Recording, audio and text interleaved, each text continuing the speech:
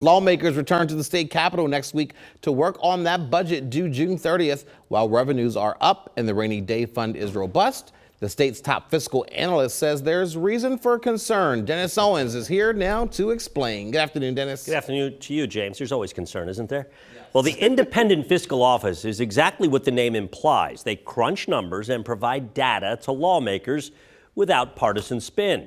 Matthew Niddle is its executive director. He says if the state moves forward with Governor Shapiro's $53 billion budget, it will have to take more than half of its $8 billion rainy day fund. The books will balance, but because spending continues to increase and the structural deficit continues to grow, some kind of tax hike will be necessary this time next year. Our opinion is that a broad-based tax increase will be necessary because it will not be possible to cut spending enough to address that full deficit. The order of magnitude is just too large now. And by broad-based, I mean a sales tax or a personal income tax adjustment. And it could be a rate increase, it could be expanding the tax base, but those are the only two taxes that are large enough and can be implemented quickly enough to generate the revenues that will be needed. Now, the IFO's numbers assume no additional revenues from skill games or legalizing recreational marijuana, which the governor's been calling for years, and his budget is counting on it. If those were to be enacted, that would generate money and ease the issue a bit. But, James, bottom line, yes, we've got money in the bank. It'll cover whatever budget is passed this year, but a reckoning is coming, according to the Independent Fiscal Office.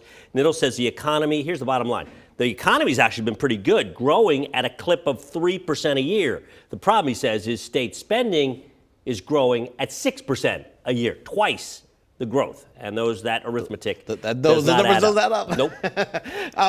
And his job is to look at the numbers and crunch the numbers. Correct. Not to assign blame. He doesn't assign blame or no. They were created because the problem was, like in 2015, the problem was there were partisan numbers being thrown around. And right. They wanted to create, lawmakers wanted to create, so we had objective numbers that we could deal with and everybody can agree on. Now, not everybody agrees. There's a number of Democrats say, oh, he always underestimates that revenues are ahead of that. And in fact, this year they are. They're about $900 million ahead of what their projections from last year were. So to the tune of about $900 million, that's correct.